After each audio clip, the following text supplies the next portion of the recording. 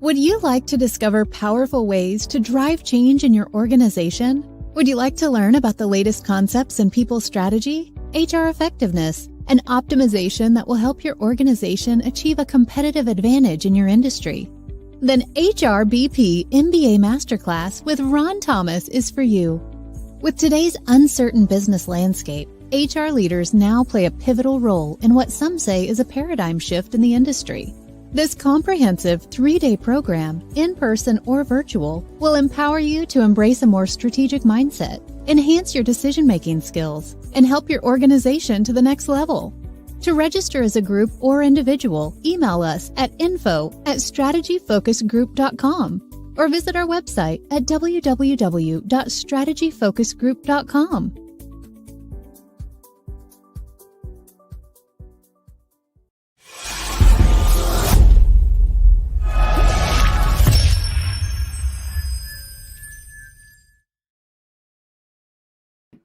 Good morning, good evening, depending upon what part of the world you're in. If it's Friday, it's the CEO series where we bring together global leaders, innovators, and authors to discuss a whole range of topics. Our guest today is my good friend, Dr. Corrie Block, international author, leadership expert, and we will be discussing his new book, Business is Personal. This book, he gave me a copy of this book when we were in Bahrain a few months ago, and I could not put it down on the flight back to Dubai. So welcome, Dr. Corrie. How are you, man? Thank you. Thank you so much. It's really good to see you again, man. We had such a good time. We met at the conference in Bahrain, shared the stage together, and then grabbed some cocktails in the lounge on the flight out. So yeah, really, really good time. And that's all I'm going to say about that. Yeah, the cocktail hour was great. Yeah, we had a great time in there. So that was all cool. So it was great to meet you. And, I was the opening keynote and you were the second keynote. Powerful discussion. I want to talk about your book, Business is Personal, because it was a great read. I could not put it down on the flight. Thank you. Thanks. I appreciate that. So walk us through the thought process to put that on paper. Oh yeah, actually so the book Business is Personal, I wrote it in my head over the period of about 25 years. I don't know if I told you this, but the actual writing process, when I decided to write the book as a book and I finally sat down to type it, the whole book I wrote in 72 hours. And that's because I've been dealing with these thoughts for a very long time. And it started in my 20s, actually, when I was starting my first few companies. I started my first 5 companies in my 20s. And during that process, being an entrepreneur in the days before VCs and accelerators and incubators, like we didn't have any of that back then, right? Like it was feet to the pavement kind of entrepreneurship. And so it was very frustrating for me starting my businesses for the first time, going to different potential clients, proposing things, saying, hey, this is what we want to do. This is how we can help you. And they'd say, oh, you know what? We're going to go with this other service provider who's more established and has got a history, and so they didn't give me a chance because I was young and I was fresh on the street. And they would say at the end of the conversation, always the same thing. You know what, mate? It's not personal. It's just business.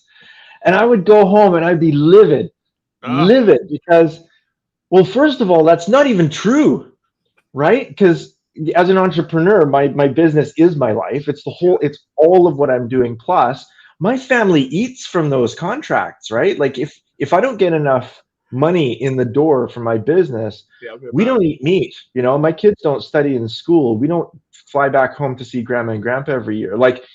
All business was personal to me at that time. So it just kind of became like a really irritating sliver in my head.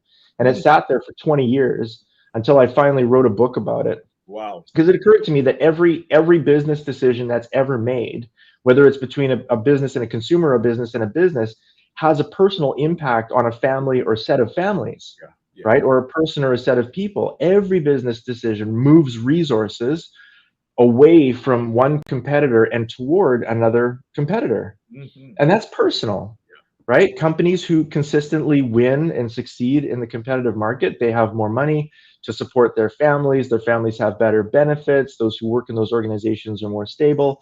And those companies that consistently lose in those business decisions, well, guess what? Their families aren't as stable. They don't get paid as well. They don't have as good of benefits. And man, at the end of the day, there's a family sitting around a table eating whatever's done in business. Wow. You know, that's a great connection, because basically what you're saying is that the contracts or you pitching, there's so many things that come from that and connect. Yeah. So that's kind of, you know, syncs all that up. But you know what I've been consumed with is that because you told me the story about the 72 hours of putting it together. So we all have these thoughts in our head about a learning from this, a learning from that. How did you kind of organize all of this into this wonderful book? Because the book, for anyone that's listening, you have to buy this book. And if you're an entrepreneur, you have to buy this particular book. Okay, so the organization process also took the same 20 years.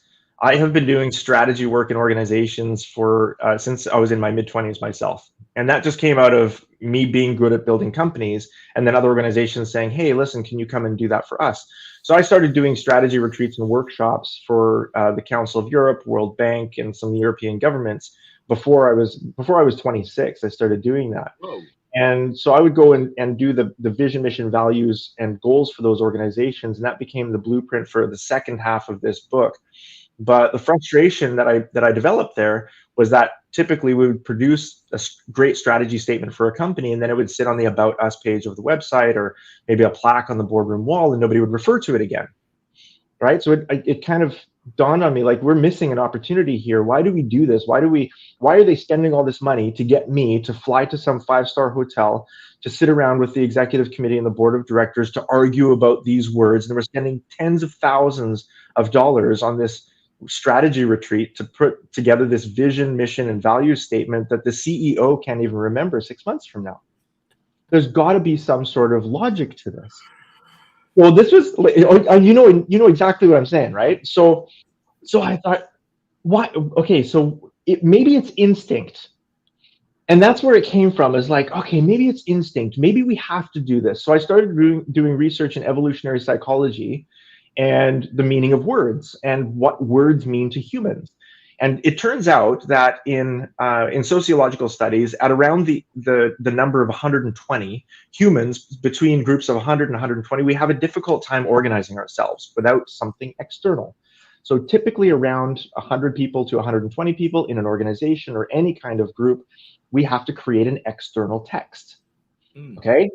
So in the past, it was an epic poem, a sacred text, a constitution, some sort of manuscript, a contract. And then more recently in businesses, at least since the Industrial Revolution, it's been strategy statements, business purpose statement, why statement, doesn't matter what it is. We have an instinctual mandate to produce an external text because that's how humans organize themselves in groups of more than 120. Well, over the last 10 years, as I've been doing my strategy programs, I've incorporated this. And I started by telling my clients, look, I'm not going to produce your strategy statement. I'm not going to help you with your vision, mission, values, and goals unless every individual in the room, whether we're talking about the board of directors, executive committee, some sort of blended strategy committee, or the entire company all at the same time, every single person that's involved in the process has to write the vision, mission, values, and goals for their personal life at the same time. And that became the roadmap. So I had that already in my head as a program that I've been doing in strategy for the last couple of decades. So that's why it was easy for me to put it out on paper, is because I've been doing it for a long time. Yeah, that's powerful, because you're challenging them to do their own. Yeah. And that way they could do a better job of cascading that down through their teams, down to next teams, down the org chart.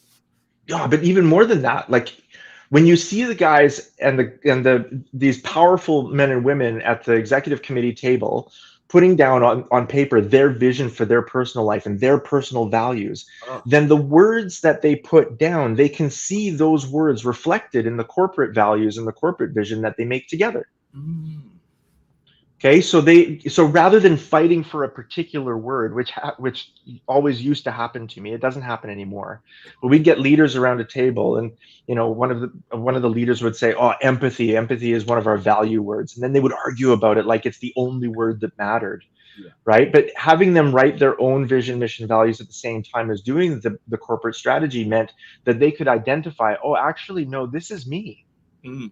This is me injecting myself into the sacred words of the organization. Mm. And it gave them permission to let go of things that they were representing in themselves that didn't necessarily represent the voice of the community in the room. Yeah. So they kind of shed that whole, kind of persona, and they really got down deep. Yeah. Yeah. Yeah. And then you'd see the vulnerability come out, right? When you get like a CFO writing down her vision statement, and she says, well, actually, in 5 years from now, I really just want to own my own peanut farm. Mm-hmm. And I'm like, I've actually literally heard this, okay, from a CFO. I want to own my own peanut farm. And I said to her, you want to own a peanut farm? She goes, yeah, ever since I was a kid, we've had it in the family, and I've always wanted to go back and do peanut farming. And I was like, that's amazing. And it's such a vulnerable thing, because you're not supposed to talk about the end of your career or the end of your job or the end of your position or role in an organization so vulnerably. So when you get around a table of the other executive committee members and you say, actually, you know what, in 5 years from now, I want to have my own company, right? Is that a sign of transparency that builds trust? Here's a good test for you, Ron. Is that a piece of transparency that builds trust or breaks trust? That builds trust, because what happens is that the psychological safety that's created in that room, if she shared that, everybody's going to rethink what they said, because they're trying to work into the framework of saying something that's cool to say, in 5 years from now, I want to be done with this. I don't want to do this anymore. Yes, exactly right. And we're taught not to do that. We're supposed to, in corporate life, we're supposed to put out this aura that, oh my goodness, I am the stalwart. I am the pillar of this organization. I will never leave. I will never retire. I will never transition out to a better opportunity or to a bigger platform or to a new game. I will never leave this chair. Oh, what? Oh, that's an offer? Okay, I'm gone. Right? Yeah. So it's totally untransparent of us, especially when we know that the average tenure in an organization in the Middle East is 5 years. I don't know exactly what it is in the States, but in most of the organizations that I'm working with, it's between 5 and 6 years. That's the average tenure, which means every single employee is going to leave every 5 years. So let's just be transparent about that. How about that? Mm-hmm. How about we just be honest about that and say, okay, well, what are you going to be doing in 5 years? And then how do we as an organization help you to prepare for that? And then how does your participation in this particular economic game and on our particular economic team, how does your participation on this team make you strong enough for that? Because then I know I can trust you, Ron. If you've got a vision that leads you beyond this place, then I know you're using this particular game as a stepping stone into another game. And I can trust you, because then I know that you're here, you're not working for me, you're working for you, and you're working with me. And guess what? My vision has nothing to do with this place either. Then we become honest and transparent. And when you have an entire board of directors and an entire executive committee or an entire tier 1 team standing up in front of each other, presenting their personal goals for their personal lives that take them outside of this particular economic game. Wow, the transparency that comes out in that, and then the trust that comes out of that. Well, those are the companies that end up winning major leadership awards and culture awards. And those are the ones that expand their market share when everybody else is receding. Like that is really transformative stuff, but it is not natural. It's not something that we would think of as something you should do. That doesn't seem like a good strategy from the outset. So when I changed that, it was about 10 years ago, and I've never looked back. It's just been unbelievably powerful. Well, it's kind of like that, not only leaders, but people in jobs. Yeah. We have this facade in front of us, and we're consistently trying to say the right things, do the right things, but we know this is not here. This is not for us. So I go back to what you were talking about. This is authentic leadership. If that room were to go through this kind of exercise, and they can cascade that down to their teams, and their team strategy will flow. Yeah, I'll give you an example. So I did this. The first time I did this was with the executive committee and board of the Al Nassr Group in Abu Dhabi. I know you've been there, you've worked with some companies there, so you're probably familiar with the company, right? They're UAE trade license #1. They are the oldest. They predate the United Arab Emirates. They're the oldest company in the country. And when they wanted a new strategy for their group, they called me. So I went in, I said the same thing. Look, I'm not going to do it for you unless I do it for every person that's in the room. And they said, okay, fine. So we did that with the executive committee and the board members that were there. And so each and every one of them, then they were really transparent with each other and really transparent with themselves. And we came up with a really great set of powerful, meaningful, strategic words. And at the end, they looked at me and they were like, okay, after 3 days, they said, okay, Dr. Corrie, this is not what we expected at all. It wasn't a strategy retreat. It wasn't leadership training, but it wasn't not those things either. We feel like we've bonded with each other in a way that we would have never been able to do transparently without somebody facilitating that. And we want all of our tier ones to do this. So all of the managing directors, all of the general managers, all of the CEOs of the different business units, all of the business service unit heads, I took through the program. That was another 40. And then after that, all of the tier twos went through it. And over the course of the last 4 years, I've trained 215 of the senior managers from the board on down in that particular group of companies. And nobody in that company is allowed to be above a certain leadership level without going through my program. You have to do it now because it's so embedded in the language of the culture. And I'll tell you what the reason I'm telling you that story is because it's 4 years old, so we can see the results, right? During COVID, when their competitors were receding and laying people off, the Al Masood Group was moving forward. They were gaining market share. They were growing. They won global distribution awards in their industries. They won leadership awards in their industries. And they did it all from home through Zoom because they couldn't be with each other. They kept all of their social distance, but they just had such a tight culture of leadership in the organization that they didn't skip a beat. They were like, okay, this is an opportunity. Everyone else is at home sleeping. We're at work. And they have grown tremendously over the last few years. Wow. And see, this has always been my thought. You know, you work with a C-suite and you may work with a minus, but this has to cascade through an organization. Because you talk about the vision, mission, strategy, and all those kind of things at that level. That sounds good in the room. We're talking all these things, but I did some work for an airline in Dubai, and it was the same kind of a project that you're talking about. My approach was a little different, but I told them, I said, what we're talking about in here, that should be able to cascade down to the person that's putting the luggage in the belly of the plane if it's 52 degrees outside. Otherwise, it's going to get lost in translation. Yep, exactly right. And that's what the program is for. So what I did is I took those leaders, I taught them how to merge, because of course, once we've written the vision, mission, values, and goals, we don't need to write it anymore. Now it's written. So the program that I've done for tier 1 and all of the tier 2s has been exactly what you're talking about, how to integrate your own vision, mission, values, and goals for your personal life into that of the organization to which you've dedicated half of your life to. Because remember, it starts with that fact, right? Like there's no such thing as work-life balance because there's nothing other than life, right? The very idea that there's anything other than life to balance with, well, it's a silly idea that was born out of really bad consulting in the 80s. It was a reaction to the shareholder supremacy movement. And I think it's psychologically terrible. There's nothing other than your life, and your work takes up about half, maybe a little bit more of your life, but it is your life. Okay. So we have to start from that fact. And if you get leaders to see that about their own lives, then they also accept that about the lives that they are entrusted with. They are stewards of the half of people's lives that they're spending with them. Right? So everybody on your team is dedicating half of their life every day to your economic project, to your economic game, and ultimately to feeding your family, educating your kids, putting gas in your car and food on your plate. Okay? So they're doing it for themselves. They're also doing it with you and for you. And they're doing it not because they're passionate about the particular product and service that your company is producing, because let's face it, right? Nobody wakes up in the morning passionate about acrylic sheets, and yet there's companies that's all they do is they move acrylic sheets around the world every day. You don't have to be passionate about what you do, but you do end up connecting very well with why you're there, which is your personal vision for your personal life, and who you're with, which is the 6 or 7 people that you connect with most in the organization.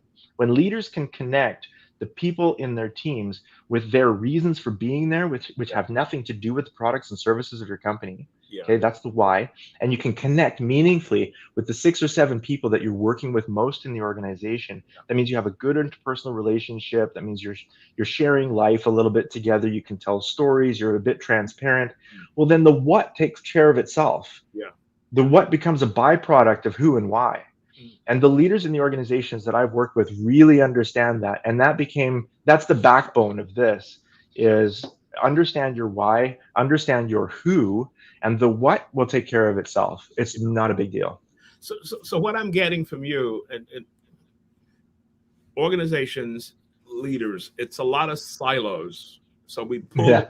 to say we're going to all do it, but it's still silos. I thought about what happened to me. I did a leadership retreat in Kuala Lumpur a few months back, and we were sharing this kinds of learnings that we have, feedback that we have gotten from our people.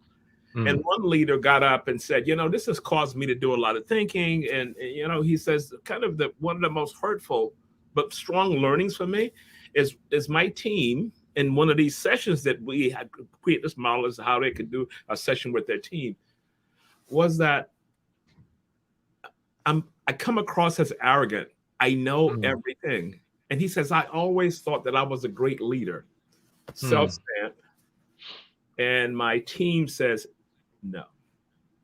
So when we talk about coming out of this shell, so you did that, the C-suite, you did a -1. Yeah. Each one of those people to come back and break down those silos across. Yeah. And start sharing high performance organization. Yeah, 100%. And I think more and more leaders are recognizing that now, right? We're past the days of the maverick. We're past the days of the Lone Ranger. We get it, right? Nobody's omni-talented. We've all done DISC, Berkman. We all know the Myers-Briggs. We've done it. We know that there's nobody who's omni-talented and is suddenly 100% in all 4 quadrants of any personality or character model.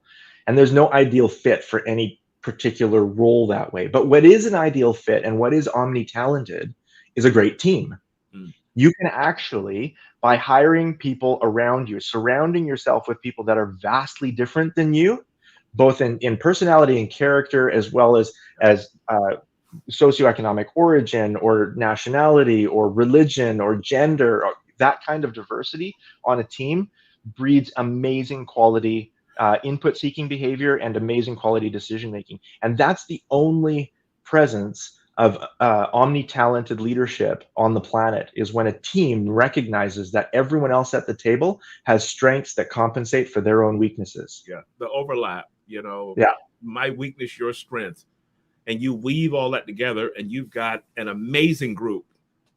Yeah, exactly right. Yeah, so more and more leaders, especially in our area of the world here, in the UAE, more and more leaders are recognizing that, and they're starting to surround themselves with people that they're in the beginning with really uncomfortable with. Yeah, I can't tell you the number of times. Oh, it's so funny because I get called in to talk to boards all the time, right?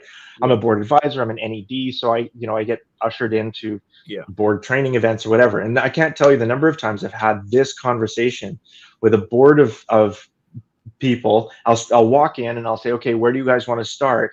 And I say guys because usually that's all there is guys. Yeah, and so I'm not being sexist. I'm being real. Yeah, so I say guys because that's probably all there is in the board. Of UAE, so I totally understand. Yeah, you know what I'm talking about. Yeah. Anyway, so I say, okay, guys, where do you want to start? And usually the chairman of the board will say, oh, we don't really have problems. We have a very smooth running board. We make decisions very quickly. And I say, I know exactly why. And they're like, oh, because we get along. And I said, no, because you share one brain.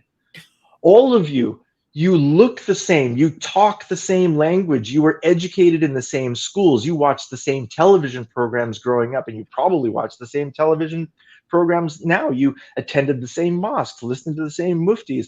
Like, you have one brain between you, and that's why you're living under this comfort blanket of, oh, we agree with each other. Of course you agree with each other. You have the same neural networks running around in your heads. So all of your good ideas feel like good ideas to each other. There's no friction. And so you're never, ever going to see the opportunities that are available to you that you can't see. You're never going to be able to tackle challenges in a way that's totally innovative that you as a shared mind, can't see now. It's unbelievable to me that people that are so similar with each other can think that their participation together is anything other than a back patting experiment. Yeah. Right? If there's no diversity in the decision making body, there's going to be very low input seeking behavior and very low decision making quality. And that's something that we have great scientific review on now. Yeah. Like, the science is in, people. You need to take a proactive approach to making sure that the people on your decision making committees, your executive committees, your boards of directors, any major committee are different than each other. And yes, there's going to be friction because, well, that's the way that it is when people are different, right? They see things differently. You argue about it. You get over it. I say friction is cool. Friction is cool. Yeah. And look, I don't expect to get along with the people I work with all the time. They're family. Yeah. Okay. I don't get along with my own family all the time. Why would I expect to get along with them all the time? They're family too. So you know what you do in a family? You argue about it. You fight about it. You make a decision. You have dinner. That's what you do, because that's what family does, right? You fight it out and then you go for dinner. So let's take it down a level, because one of the quotes in your book that really kind of, you mentioned the article, the HBR article, and I found it so insightful because the article was written in 2011, pre-COVID, and it says media is the new money. Yeah. Yeah, I really love that quote, and I wish I had said it before 2011. Oh my God. But it's true. Look, meaning is the new money. People are more and more, especially millennials and Gen Zs, they're waking up to this. They're like, yeah, you know what? There's an unlimited amount of money in the world. Yeah. Okay, we're printing more of it all the time. And when we can't get enough of the one that we're printing, we invent a new currency all the time. So they've grown up in this reality that, there's an unlimited amount of financial resource on the planet, and we're just going to print more and you can just go get more. Yeah. What there's not an unlimited resource of is time, right? You and me and Elon Musk, we've only got 24 hours today, and we don't know how many days we get in our lives. We just know that once they're gone, they're never coming back. Yeah. And today I'm going to spend half of my life in an economic project on an economic team playing an economic game. And if I am not finding meaning in that game, well, it doesn't matter how much money I'm making. I'm going to move. I'm going to move into a game where I find enough meaning that I'm willing to sacrifice the only non-renewable resource in my life, which is not money. It's minutes, right? And I'm not willing to waste half of my life today, and I'm not willing to waste half of any human life today. And I don't think any leader on the planet should be willing to waste half of a human life today. I think that's not cool. And I think that the millennials and the Gen Zs got that right. Well, I've always said, in thinking to that, I said that, and leaders need to realize this is not your parents' workforce. Yeah. And this new customer is going to require different things from the organization. Yeah.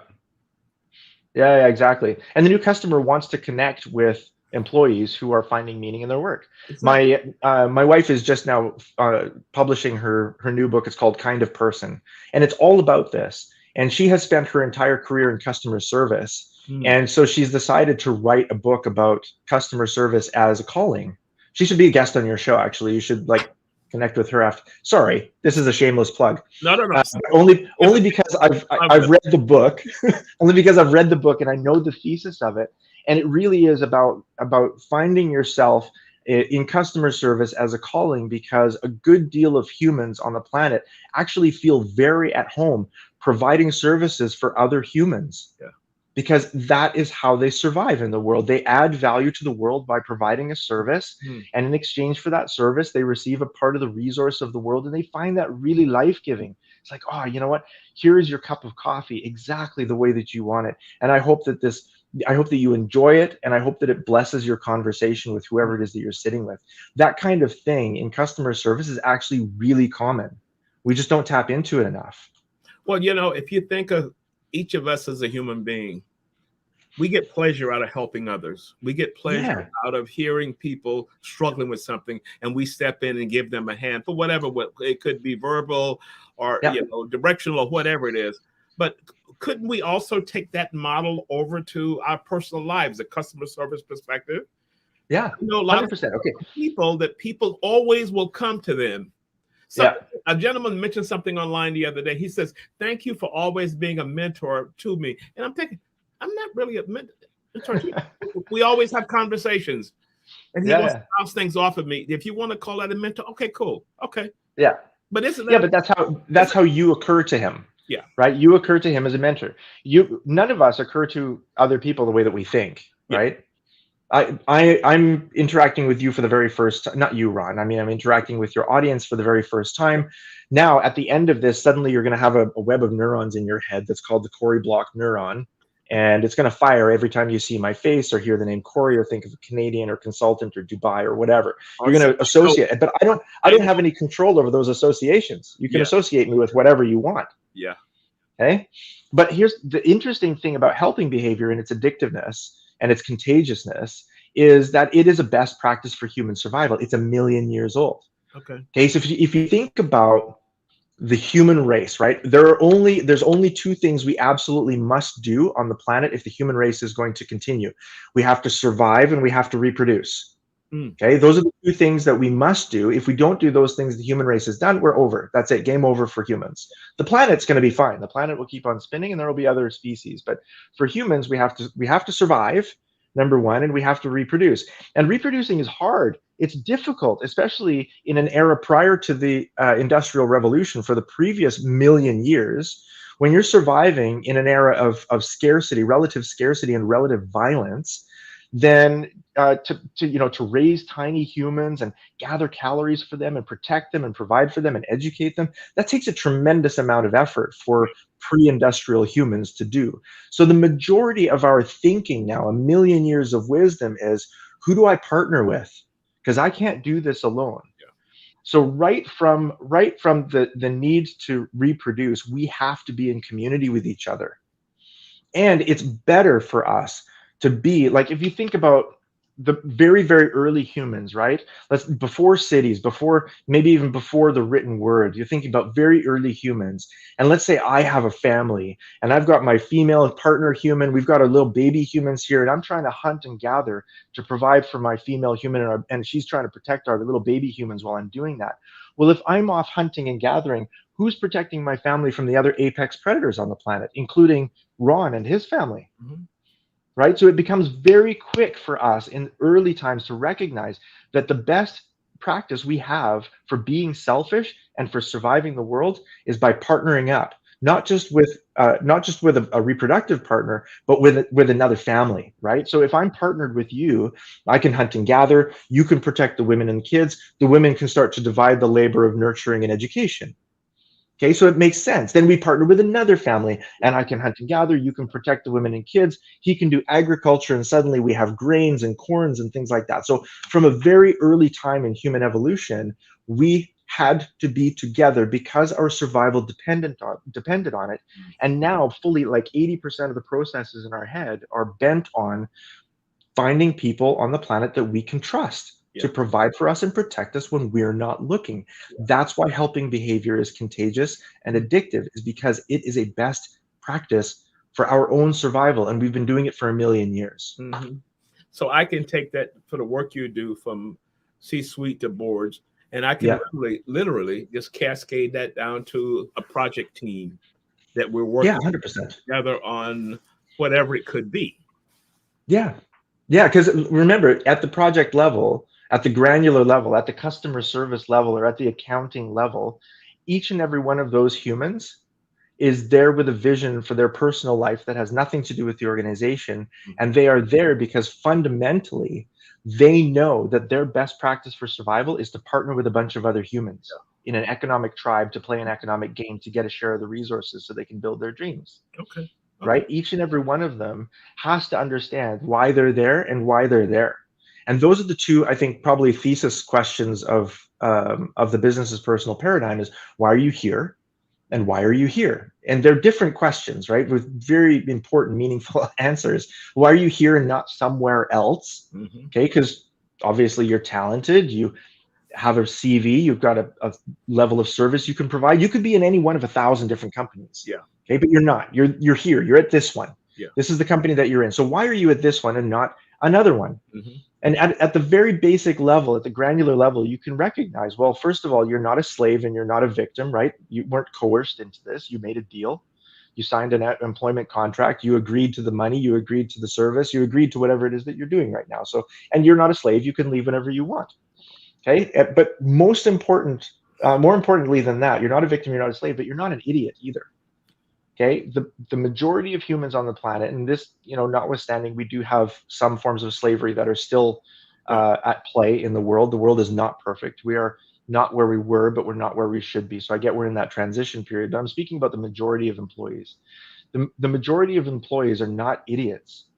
They're not victims or slaves in their organizations. They are there fundamentally because they believe this is the best, fastest, most effective way for them to make the next step toward whatever they want for their personal lives. Yeah. Whatever that step is. Yeah. Whatever that is. And I have to believe that because only an idiot would do something that they know for a fact is not their clearest path forward. Yeah. Right? So if you're in your job, it's because, this is your best way forward right now. And if something else turns up, if a better opportunity turns up, you're going to do that because you're not a fool. Okay. Right. So so that's why you're there and not somewhere else, is because you're not an idiot. Okay. But then the other really important thing for employees to recognize, even at that basic, at the service level, at the project management level, is why are you here and not someone else? Right. I know your mother loves you, Ron, but we're not that special. Yeah. I understand. There's other people with our CVs, right? There's other people who can do what we do. A whole host of people is and yet you're the one doing it. Yeah.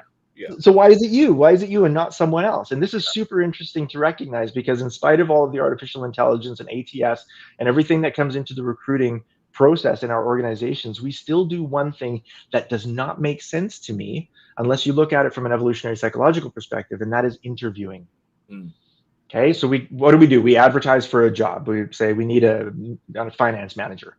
Okay, we put it out on LinkedIn. We get 1,000 different responses. We shove it through the ATS. The ATS kicks out 50 different CVs that it thinks are the best on the keywords and everything. We look at that. We whittle it down to 10. Now, the very interesting thing about the 10 finalists that we have for our finance manager job is that all of them are qualified because we're going to interview them. And we do not waste our time interviewing anyone that is not already qualified for the job, which is really interesting to know from a psychological perspective. If we're looking for a qualified person, all we have to do is take any of the 10 CVs from the deck, write an offer letter, send it out, and hope for the best, right? But nobody does that, even though that's more efficient. But we don't take that efficiency step. We take a very bad efficiency step of interviewing these 10 already qualified people. Why do we do that? Because fundamentally, we do not hire qualified people. We hire a kind of qualified person, and that is what happens in the interview. We want to make eye contact. We want to hear the tone of your voice, how you carry yourself, your personality, get a little bit of your character. And there are specialists in our human organizations that's their whole career, is listening to people, trying to figure out if they're a good fit for the team, because that's the ultimate qualifier, Ron. It's not your CV. Your CV gets you the interview, but good fit gets you the job, and that is not on your CV, and it is not on your LinkedIn. We have to talk to you to find that out. The kind of a hook. So, let's go to a commercial break, because we want to show the video of you. So we're going to go to commercial break now, and we'll be right back. Sure.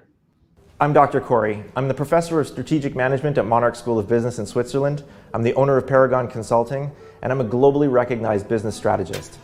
So I've seen executive performance over the last decade in my executive coaching career, and there's a massive gap between really high performers and really low performers or mediocre performing executives. All organizational change starts at the top. It starts from the executive class, from the C-suite, and if those C-suiters are performing really well, the entire organization tends to perform really well. The two biggest differentiating investments for companies over the next 10 to 15 years are going to be on the technology side and on the human side. Any company in any industry that invests in artificial intelligence and employee performance and employee engagement, they will win.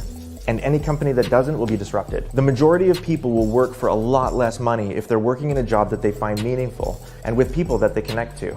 Spartan CEO is a collection of research that I conducted over about 20 years that explains the difference between high-performing executives and low-performing executives. If you want a high managerial position, this is the key to get it. These are the behaviors that you need. We are what we do, not what we intend. No one in your entire life will ever see any of your intentions. They will judge you only by what you say and what you do.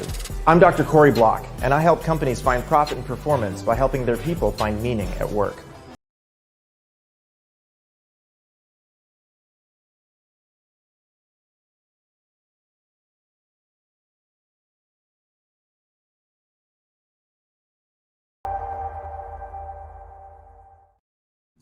Whoa, I love that. That was powerful. That was really, Oh man, yeah. I was just thinking, that's such a good commercial. I haven't seen that in so long.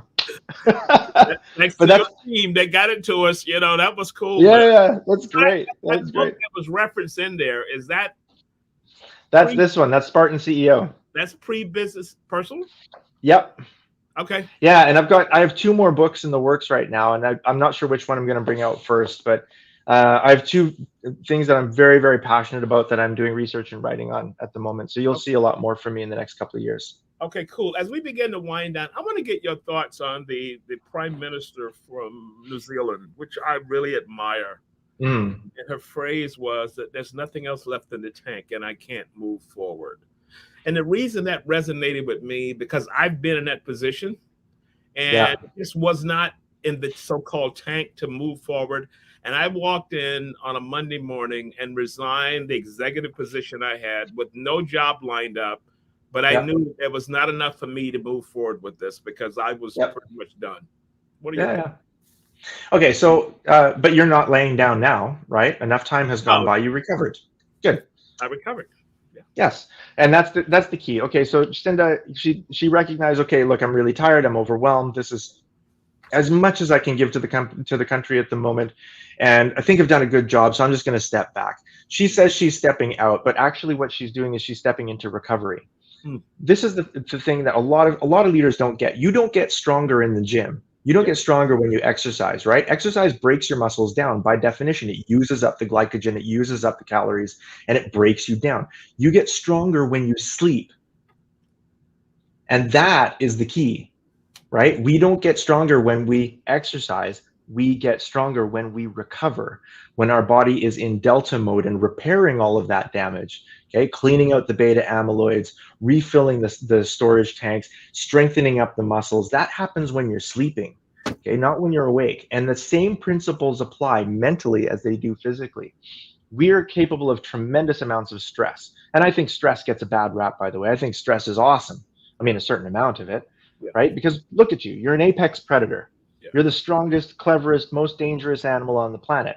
And you're the product of 10,000 successful generations of survival and adaptation. You can handle this, right? There's a lot that you can handle. When you get to the limits of what you can handle, what do you need? You don't need to lie down and go to sleep and die. You need to recover. And that's what Jacinda's doing. She's in recovery mode. And that's what humans need to do. We can sustain a tremendous amount of effort over a long period of time, but eventually we need to recover. And we need to know what our pace is.